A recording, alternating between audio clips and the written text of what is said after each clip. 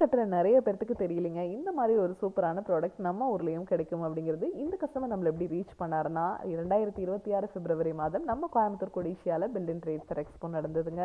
அங்கே நம்ம பயனீர் பயோடேக் ஸ்டாலை விசிட் பண்ண இந்த கஸ்டமர் நம்ம டேங்கோட ஸ்பெசிஃபிகேஷன்ஸ் எல்லாம் கேட்டுட்டு ரொம்பவே சாட்டிஸ்ஃபைடு. இன்னைக்கு நாம் வந்திருக்கக்கூடிய ஊர் கோயம்புத்தூரில் இருக்கிற குனியாமுத்தூருங்க. இது வந்து ஒரு கார்மெண்ட்ஸ் ஃபேக்ட்ரி. இங்கே ஒரு 30 லேபர்ஸ் ஒர்க் பண்ணுறாங்க. அவங்களுக்கு டேங்க் வேணும்னு இவங்க கேட்டிருந்தாங்க. நம்ம பயனீர் பயோடேங்கோட சைட் இன்ஜினியர் இங்கே விசிட் பண்ணி பார்க்கும்போது இவங்களோட அகலம் ரொம்ப குறைவாக இருந்துச்சுங்க, நீளம் அதிகமாகவே இருந்துச்சு. அதனால இவங்க இடத்த மெஷர் பண்ணிட்டு வந்து இவங்க இடத்துக்கு தகுந்த மாதிரி இன்னைக்கு நம்ம பயனீர் பயோடேங்கை கஸ்டமைஸ்டாக செஞ்சு எடுத்துகிட்டு வந்திருக்கோங்க. இங்கே நம்ம ஃபிக்ஸ் பண்ணி கொடுக்க போகிற சைஸ் 4000 லிட்டர்.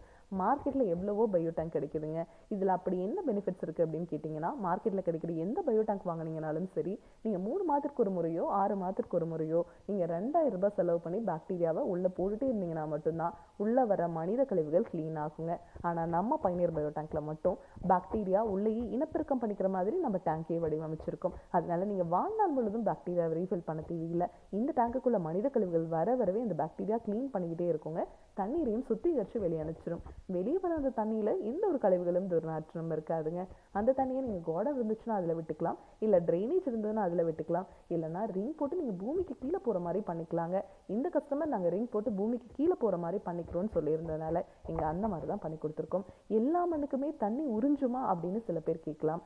ஆனால் நம்ம பயனீர் பயோ டேங்க்லேருந்து வெளியே வர தண்ணி சுத்திகரித்து வெளியே வருது அப்படிங்கிறதுனால நார்மல் தண்ணியோட அடர்த்தியை விட இந்த மாதிரி சுத்திகரித்து வெளியே வர தண்ணியோட அடர்த்தி குறைவுங்க. அதனால் பூமி எந்த மண்ணாக இருந்தாலும் அப்சர்வ் பண்ணிக்கும்.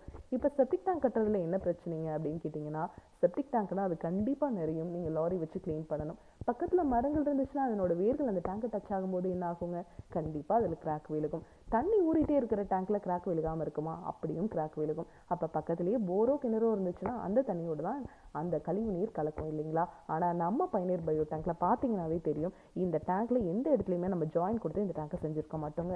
ஒரே சிங்கிள் பீஸ் மோல்டாக தான் இந்த டேங்கை நம்ம செஞ்சு கொடுக்குறோம். அதனால இந்த டேங்க் லீக்கேஜ் ஆகிறதோ துருப்பிடிக்கிறதோ இதில் வந்து தண்ணீர் ஓவர்ஃப்ளோ ஆகி வெளியே வரதோ இல்லை எவ்வளோ மழை பெஞ்சாலும் சரிங்க, வெளியே இருக்கிற தண்ணி ஒரு ட்ராப் கூட இந்த டேங்குக்குள்ளே வராது.